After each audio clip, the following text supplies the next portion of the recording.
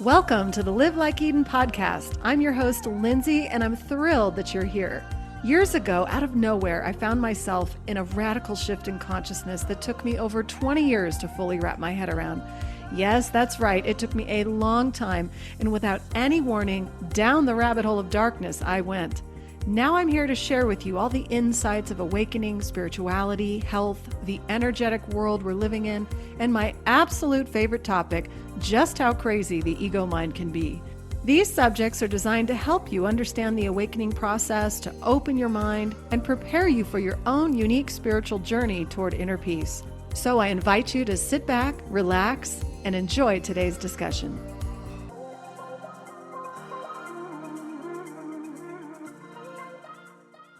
Before we get started with today's show, I want to share with you something I've been working on. I have created a quiz just for you to see where you are on your own unique spiritual path. Everybody loves a quiz, right? You can go to my website at livelikeeden.com, click on the quiz pop-up, and answer 10 quick questions. You'll get an immediate response emailed to you with your results, a personalized podcast playlist including 5 Live Like Eden episodes that will offer you assistance where you currently are. And I've also thrown in a few bonus episodes that you'll receive a few days later. If you're a spiritual junkie, you're in the midst of awakening, or you're simply curious where you might be in your own spiritual process, check it out and feel free to share with your friends who might be interested too. Welcome back to the show, everybody. I hope you're doing well. I want to shift gears today and get back into the body a little bit and discuss the energetic world that we're living in. And I want to focus on one particular aspect of it, and that would be sound. I've talked about this before in another episode, that there's many scientists out there who believe that the universe was actually created on sound, that the whole thing is structured by sound frequency. Emitting a sound is actually putting matter into form, and it's creating structures.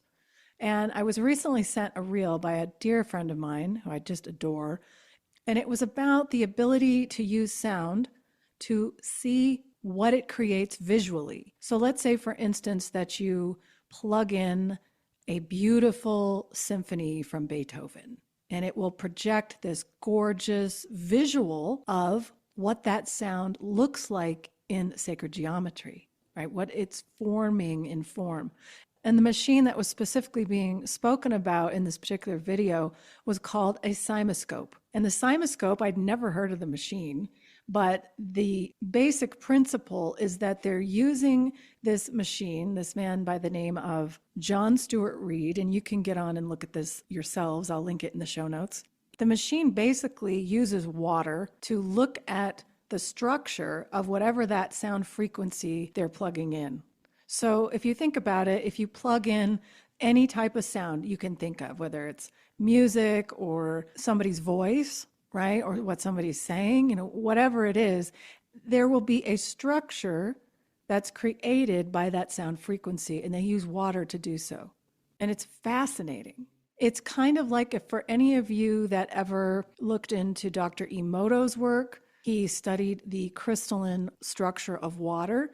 And he looked at what happens to water and these beautiful crystal structures when you speak very positively and you're sort of loving and nurturing the water, and these crystals are just gorgeous.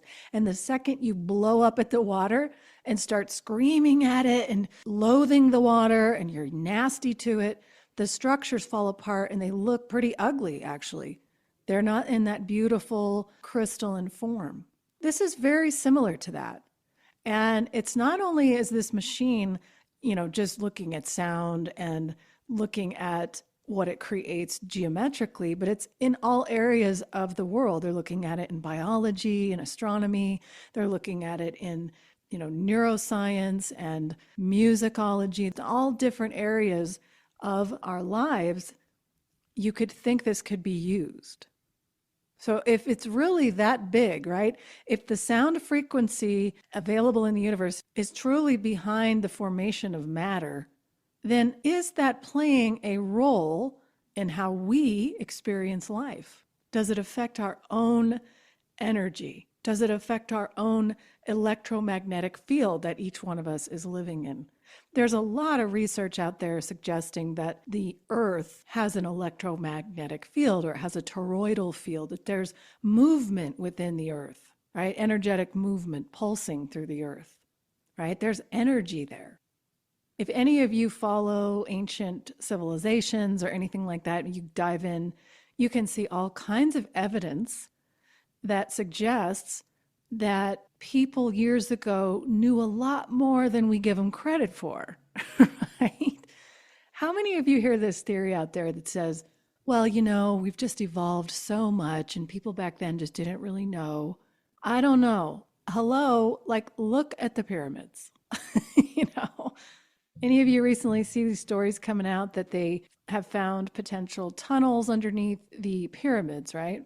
And there's obviously back and forth in the scientific world, whether that's true or not. And if there are tunnels, what were they used for? Some have even suggested that there's entire cities underneath there. I mean, who knows? I've never been, I haven't seen them. I would love to go, but I know people who have and say that there's no way that hands lifted up those stones and built those things. If you look across Europe, the beautiful ornate architecture and the structures of the old cathedrals that are still standing with all the gorgeous, perfect, right? Perfect design work. It's like they were using sacred geometry, sound frequency, to create a perfect structure, a perfect design. Because you can get on and look at this too, where they have these sound frequency machines. There's like sand on the top of the machine. And if you plug in different sound, doesn't matter what sound, any kind of sound, it forms a pattern. And it's a perfect pattern. Because if you look at those structures, there's no way a hand made everything so perfect. It's impossible. We're human, right? We can't make our circles perfect and everything perfect, but they look perfect. So they were doing something. They were using some method to make everything gorgeous. And if you look around today's buildings, right, they're just boxes, just straight up and down buildings with, no real intricate design work anymore. Now there's a modern contemporary look out there, but there's still straight lines. I don't see a lot of really gorgeous, innate, intricate design. And I think it's gorgeous. It's beauty. We're lacking that today. Where's the beauty? Where's the beautiful music? Where's the beautiful writing?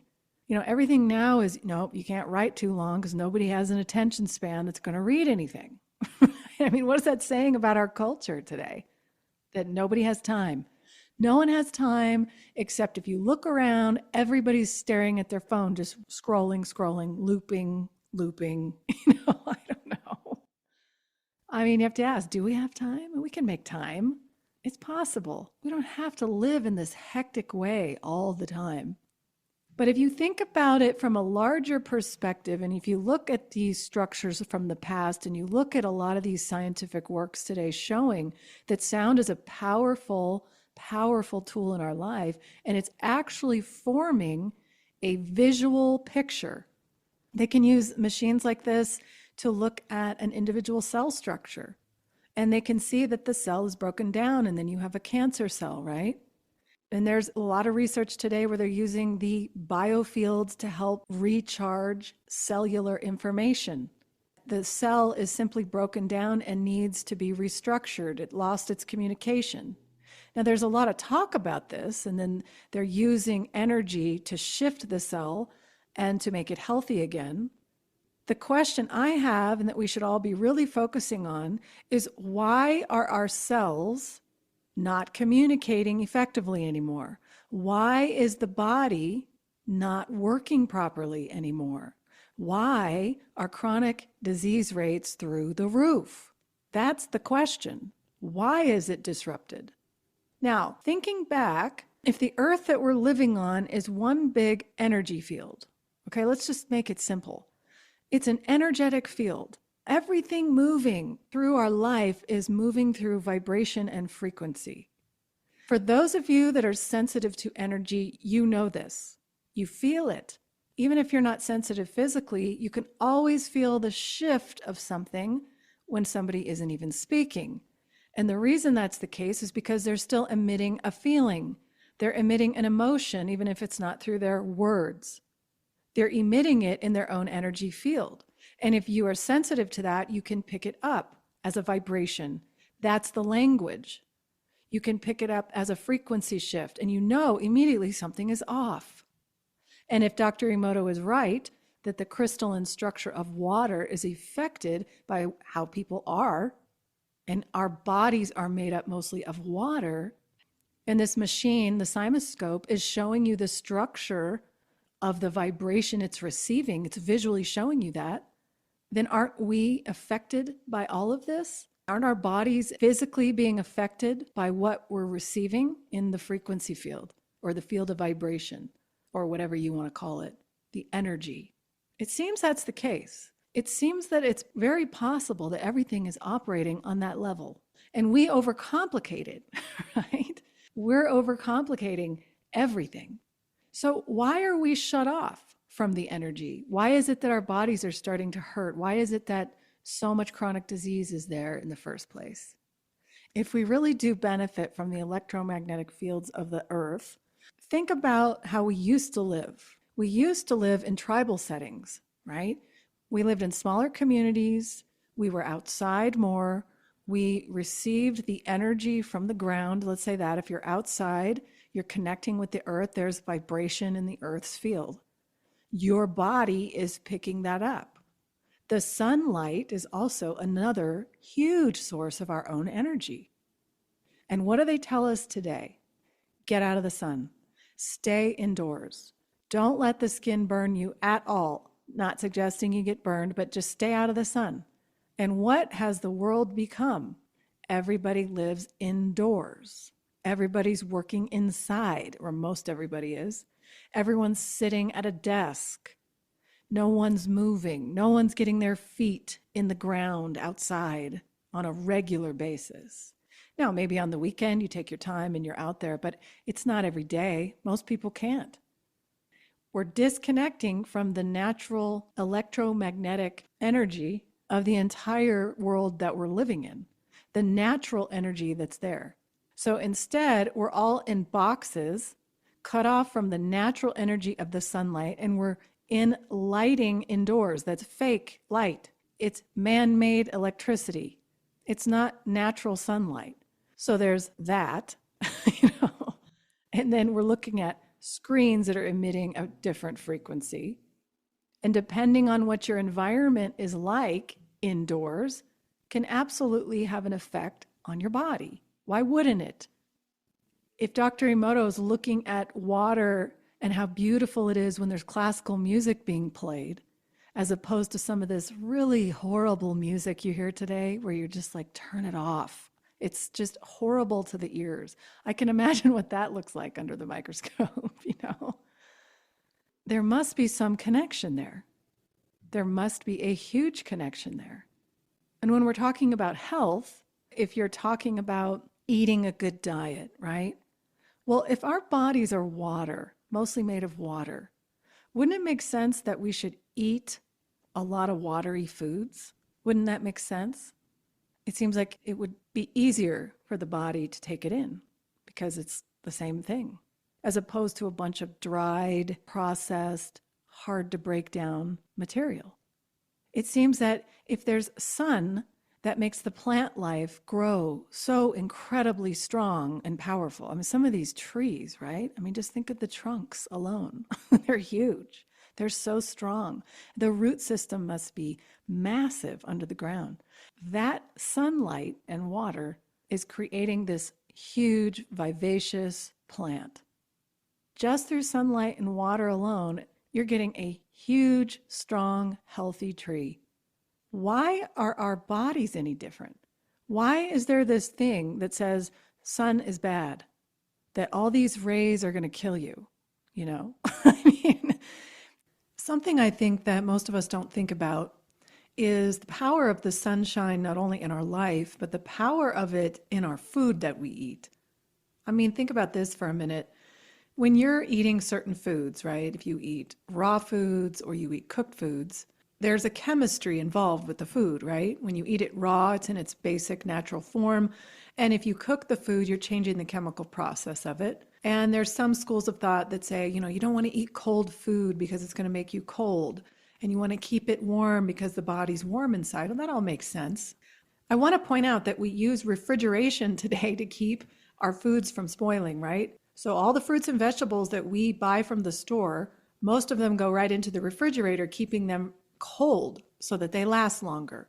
However, if you were really truly living off the land and you had a garden outside, or you had fruit trees in your backyard, or you had berry bushes all over the place, you could simply go out when you're hungry and grab what you need. That food would not be freezing cold. It wouldn't be freezing cold because most fruits and vegetables are mature in the warmer months anyway, right? They're not freezing. And if you have sunshine on your food, it's warm. It's not going to be freezing like if you were to keep it in a refrigerator. So for those of you that maybe struggle with, I love to eat raw fruits and vegetables, but I always get so cold. Well, take it out of the fridge and let it sit there for a while and let it warm up so it's not so cold to your system. But the other day, I grabbed some grapes. I am a huge fan of grapes, love to eat them. And I pulled some out of the refrigerator. They were freezing. And I put them on my deck in the sunshine, just like let them warm up a little bit. It was like I was eating a grape with the sun's warmth and energy on it. And I have to wonder, this makes me wonder what the sun's role is in our food, that having the sunshine directly on the food, there must be some energetic component to that that also helps with our health and vitality. It's just something to think about, especially if you're interested in health and looking at diet and getting closer to nature. The sun must play a vital role in that. Even years ago, like if you look back in maybe the late 1800s, there was these health sanitariums around Europe, and they had sun as a therapy. If you were ill, you were sitting out in the sunshine. That they did regularly. Now it's like the Antichrist, you're basically going to die. I was just recently having a conversation about this, about how amazing it would be if our modern day hospital was somehow transformed into a sanitarium, a place of rejuvenation, revitalizing your health, a place that you could go where they're cleaning out the body and getting it back into working order, giving you proper food, having sun, having light in your room, getting outside, using some of this technology that they're coming up with today with the vibrational frequency. They fill your room with beautiful music. There's a whole energy shift about health. But if you go into a hospital, what do you see typically? They serve Jell-O. I mean, the food's terrible. I mean, maybe it tastes good to some people, but it's not healthy food. And I'm always amazed at that. I'm always amazed that people going into hospitals are being fed food that is probably the reason they're in there in the first place, or part of the reason they're in there. When you're talking about what's causing disruption in cellular communication, food's one of them, right? Lack of sunlight, maybe. Lack of connection to the energy of the field that we're living in. Getting your feet in the ground, moving in your life, breathing fresh air. That's another thing. When we're in the box of a house and you're in an office building or you're inside all the time, it's just recirculated air. They pull in a little bit of outside air, but it's mostly this recirculation of air. I always think this is interesting too. When kids go back to school, if any of you have had children, you know this. The second they go back to school, they've been completely healthy all summer long, probably been outside a little more. And then they go back to school. Within a few weeks, everybody's getting sick. And people will say, oh, it's just germs, right? Because we're in this whole germ theory thing. That's what everybody believes. That's the only reason you're sick is because of germs. Well, what if you're sick because now you've got 2,000 kids in a high school, or 2,000 to 3,000 kids in a high school, public high school. They're big, right? Lots of kids. And they're all exhaling carbon dioxide, which is a poison. We're exhaling what we don't need. And that's going through the air and it's recirculating over and over and over. And now everybody's what? Getting ill. I read a fascinating book several years ago called Man's Higher Consciousness. I've never actually talked about this book in great detail, but within this book, there's information in there that just makes you go, oh, wow, of course that makes perfect sense. It makes perfect sense that our number one need in life to survive is oxygen. That's number one. The other ones are secondary: food, water, right? Because if your oxygen intake is cut off, what happens? You're going to die immediately. So air is essential. Oxygen is essential to our life. And it makes perfect sense that that might be one of the number one things causing poor health. Or living inside all the time, breathing recirculated toxic air. In this book, it was basically stating that at higher altitude is the cleanest air available. Now, at higher altitude, there's less oxygen. And there's studies that are done on people that live at higher altitudes, and they say they're healthier. Their systems are making up for the lack of oxygen, and they actually function at a higher level. I don't know if it's totally true, but there are studies about people living in the Himalayas. They seem to be healthier, thinner, that kind of thing. Interesting. So looking at where you're living, how connected you are to the outside world. Are you getting any sun in your life? Are you afraid of the sun? Because that's a huge thing, right? That's been put into all of our minds, that the sun is somehow going to give us all cancer tomorrow. There are safe ways to get into the sunshine so that you don't burn. If you're like me, I love the sun. And every spring, like right now, because I haven't had any sun on my skin, right, I start getting very pale. But I also have skin that gets sun very easily. So I always go out starting now, and I'll sit in the sun for 20 minutes. And I'll start building up a slow base color so that I don't burn. And then throughout the entire summer, you're not burning because you have built up that base. There's a book by Dr. Mercola, if any of you are familiar with him. He wrote a whole book on vitamin D, how much you need to get into the sun without sunscreen for a small period of time to make sure that you actually receive vitamin D. Because when you put sunscreen on, you apparently block all of that. There's some evidence suggesting that you do need sunlight in your life. And it's not only just vitamin D. I think there's a huge chemical process going on with that energy from the sun. I mean, I don't even think we could fully understand it. How is it that that sun is giving life to our existence, basically? If we didn't have the sun, we're all going to die. It's huge. It's huge. And just ask yourself, how many of you in the middle of the winter get depressed? You're done. I'm over it. I need sun. I start feeling a little nutty if the sun is not out. I just really notice a difference. It's like I need to get sun, and I want to get out there and feel it on my skin. And it just makes me feel more alive. Do any of you have the same experience? You just feel alive. Now, if it's overly hot, right, the other way, it's like, get me out of it. It's going to drain me. So it's like a balance. There's a balance with everything. But I do find this whole concept of frequency and vibration and sound creating these gorgeous structures very interesting. That if you get yourself in a calm state, if you're letting go of things in your life, you're not holding on, you're not tightening up, and you're allowing things to move through you, I'm curious what science would say about what your cellular structure would look like if it would change. It's just simple little things in life that can make the whole system work more efficiently. It could be that simple. I know science wants to come up with these very expensive, research studies and expensive ways to heal people. When is it really that complicated? Is it just that we're so disconnected from the energy that the earth is emitting and that the sun is giving us? Looking back to the pyramids, and I just mentioned that they are saying now that there's tunnels under the pyramids. Any of you that have studied ley lines, and I haven't studied them in great detail, but I do know about the ley lines, that they're these energetic lines that run in grids across the planet. If you look it up online, you can see how these energy lines flow over the entire earth. I mean, you can see it. And what's interesting is like the pyramids and some of these great structures of the world are in line with these ley lines. Now you have to ask yourself, do you think that's random? Probably not. There's probably some reason that they're sitting on these energy lines. And when you think about it too, the pyramids have a pointed top, right? And some people say there may have been like a gold metal rod on the top of them. And if you look at ancient cathedrals, right, they also have metal rods going into the atmosphere. Now, why would that be the case?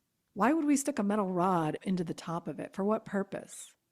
Some people theorize that the old, beautiful cathedrals may not have actually been churches in ancient times.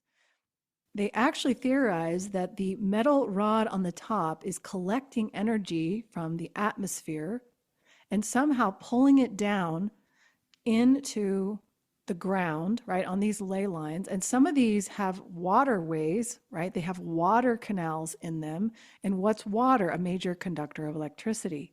Some people theorize these were energy centers.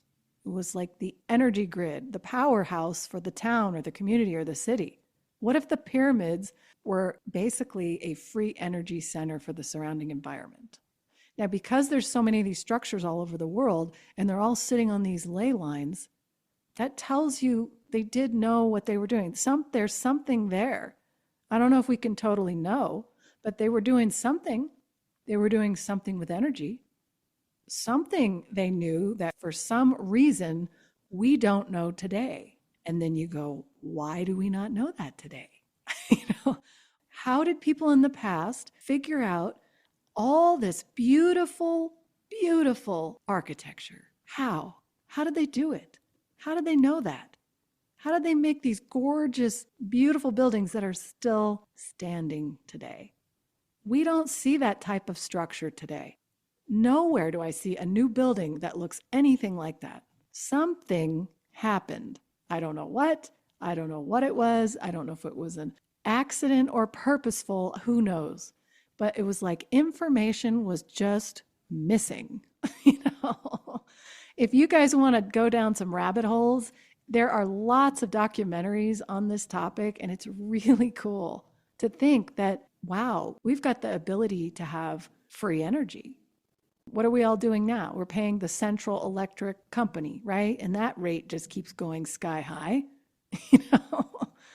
But my bigger point today is, what if our bodies are the exact same thing?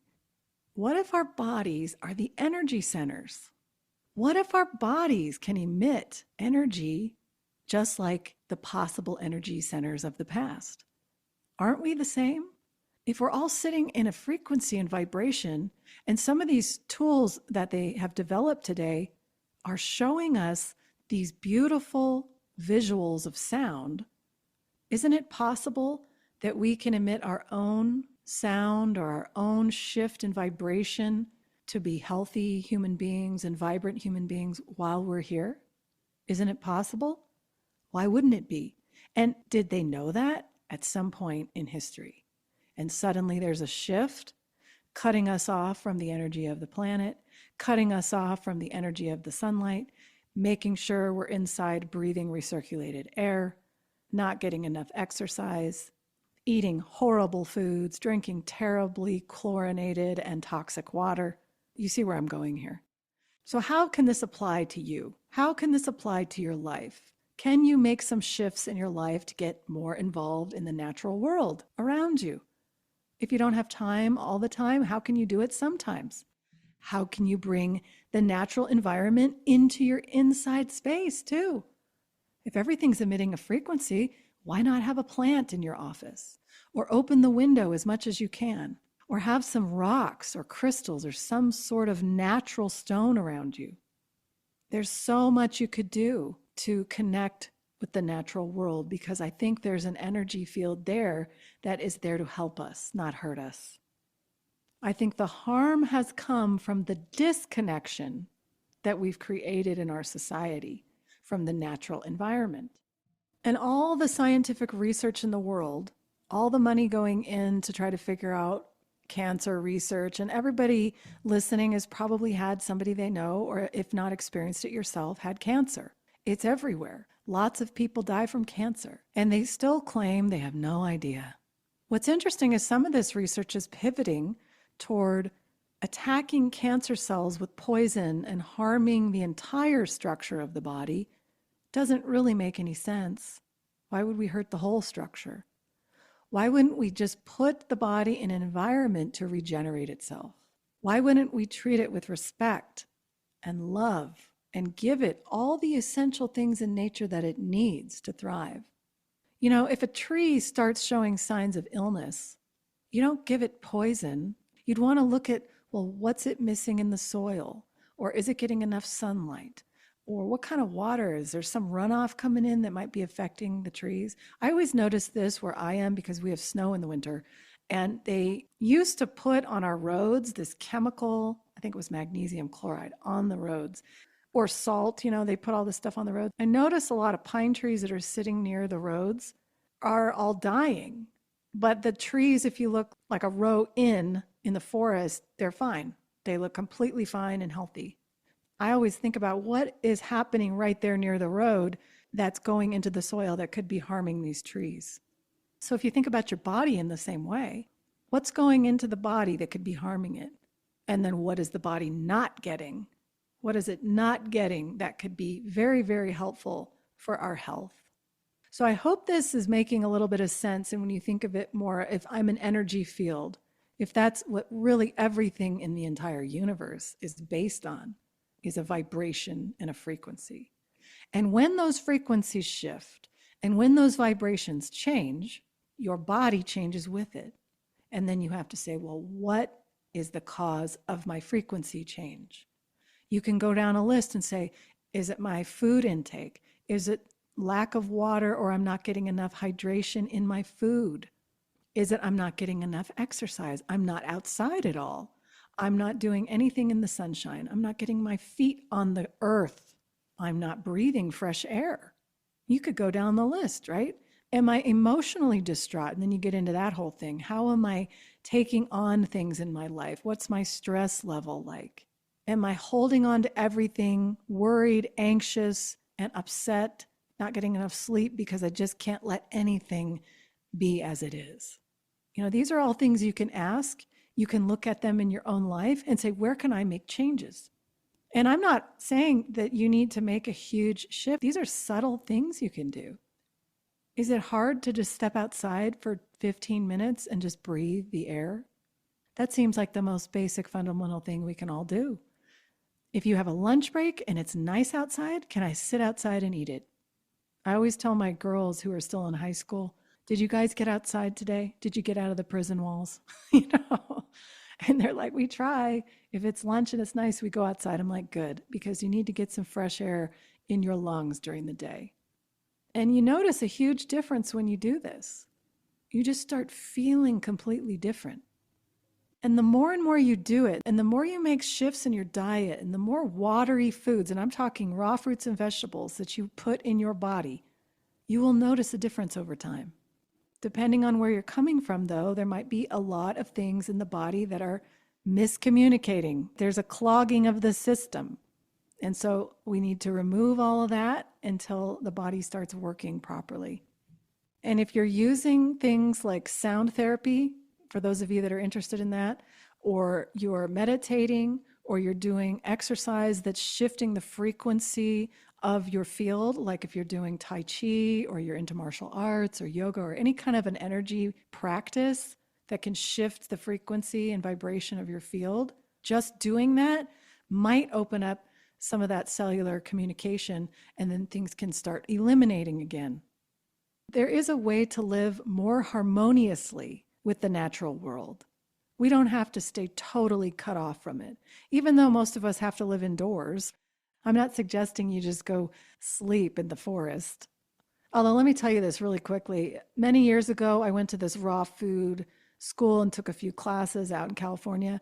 And while I was there, there was a woman who was staying in the same hotel I was staying at, and she slept outside. Like, she swore by it and said, no, I started doing this years ago. I sleep under the stars. I just get outside and get on the ground. And she slept there. I mean, I literally, like, she'd go out and sleep outside, even at the hotel. I'm thinking, why do you need a hotel?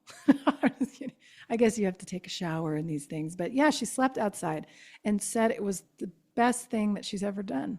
And my guess is that's because she's sleeping on the ground and the energy of the earth is literally penetrating her energy field. Anyway, food for thought. Maybe give it a try. Maybe this weekend I'll go out and sleep in my backyard. But that's probably something we used to do. We probably did used to sleep on the land. So maybe there's ways today with lots of modern technology that we can bring the natural world inside more. Maybe people can start building structures again where it's all glass. That's light, sunlight coming in. When you see buildings that have very tiny windows, like schools, I call them prison cells. They look like prison cells. Some buildings and federal buildings, it's like, why is there no light in there? It's got to be draining on everybody. So how can I get more light in my life? And in some climates, that's hard. I know some people I know you're living in a lot of rain and sunlight is very limited, especially in the wintertime. So it's almost like you have to capitalize on the sun that you do get when it's available, right? It's like take advantage of every moment you see the sunshine because you know in a few months when the winter time comes, you're not going to have that. If you're able to get away in the winter to a warmer climate for a week, that would probably be helpful. I was just recently saying to my husband, it's like I'm at the point where I would love to be able to spend at least a month or a couple of weeks in a warmer climate in the winter. I think as you get older, you just get tired of it, of the cold and the snow. But it'd be so nice to be able to access some sunshine more regularly. So for any of you that are really interested in this whole concept of sound frequency, I'm going to link some things in the show notes. You can look up information on this CymaScope. It's pretty cool. And I'm actually going to link that video I mentioned of Beethoven's symphony where you can actually see what the sound of it is making visually. It's gorgeous. Nature has its own light show. It's so amazing. And there's no computer imagery involved whatsoever. It's like today computers are trying to mock nature in a way. The computer's trying to do it better. But nature has such a beautiful symphony to it already. It's harmonious. It's already there. And the more and more we can tap into it, the better off we will be. That'll wrap up today's show. Until next time, I invite you to check out my website at livelikeeden.com. You can sign up for a weekly email reminder when my new podcast and blog comes out, which is every Wednesday. If you're struggling with your own awakening process and you need further assistance or guidance, you can also sign up for a free consult, and I would be more than happy to work with you. If you're enjoying the show, I ask that you share it with others that you think it might benefit. Until next time, thank you so much for listening.